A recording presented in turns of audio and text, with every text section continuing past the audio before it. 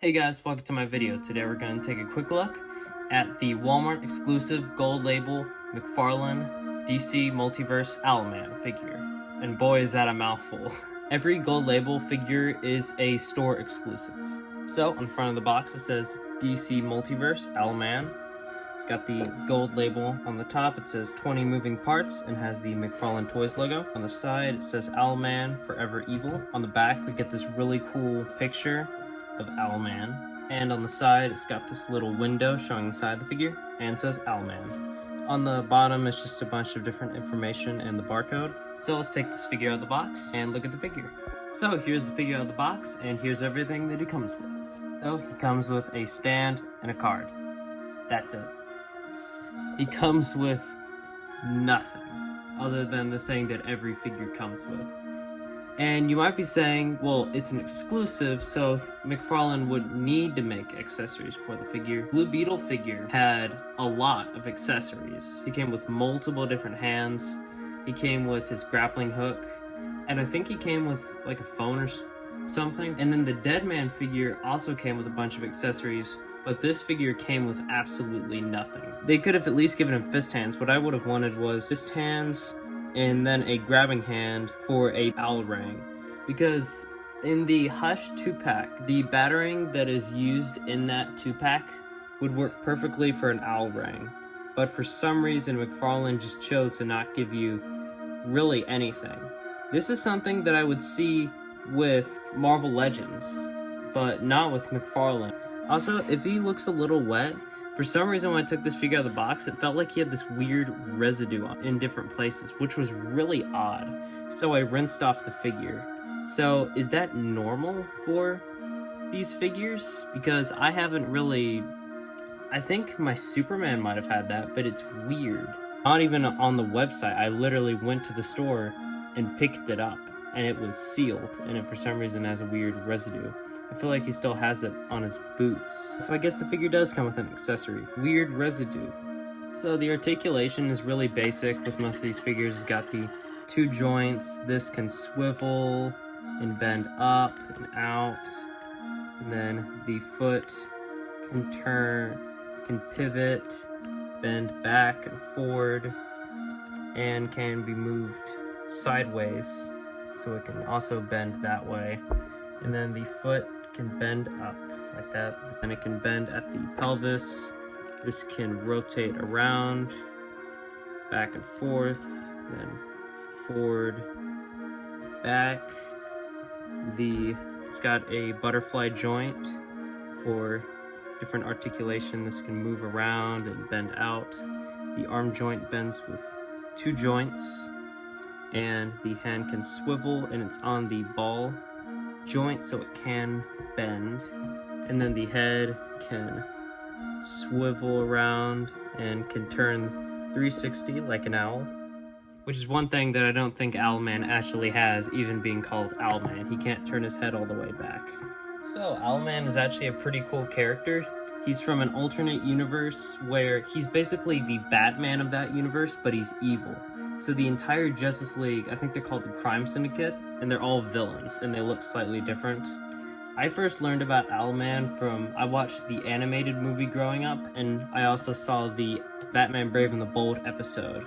And honestly, I really like the look of this. I think this is my favorite look for Owlman. I really like how his mask looks with these cool goggles. I like how he doesn't look that much like Batman, but he still has some cues from Batman, like the utility belt, and then the symbol, matching the symbol on the front. He's got, you know, the gloves and then the cape. Actually, one thing about the cape is it's got these really cool owl feather design. Got these neat boots with this McFarlaneized detailing. I don't know if I love the over-detailed McFarlane stuff, but honestly, I don't mind it here. I like the symbol, but I feel like they could have done better. It feels really simple. I mean, that's probably how it is in the comic book, but honestly, it's a little too simple. I really like the shoulder pads, makes them look more dynamic and brooding. I like the blues and the blacks. They did release an older version of this that uses some of the same body parts, but this is actually a brand new head. This head is not the one that came in that. The one that came in that was more of a horned owl design. I also like the feathers on the back. I think that's about it. Maybe these are new, but it basically just looks like the one from the Starro Build-A-Figure. I really dig the belt on that. That is a pretty cool belt. I hope they change the symbol and use this for Batman, because if they do, that would be my favorite Batman utility belt. I like how it's not just gray or black. They chose to make it both gray and black, and I think it looks really dynamic. And here is Owlman next to my Superman figure. This is the McFarlane DC Classics Superman figure, and I really like how this figure looks. And honestly, these two figures look pretty cool because they feel like they would fit in the same comic. When I'm collecting McFarlane figures, I'm going to collect comic book accurate figures, maybe some movie figures, and mostly ones from the comics, and I need them all to match. I don't want some from 52 and then some classic ones, because when you stand them both on a shelf, they will look odd. But these two figures next to each other on a shelf, I think it would actually work. And here is Owlman with the Scarlet Speedster, the Flash. I think this is the first McFarlane Flash. This is the one that I remember buying. It was the first McFarlane figure I bought. This Flash is a little newer, so these two figures actually fit in pretty well together. And here is a Walmart exclusive next to a Target exclusive. So this is Owlman and Deadman.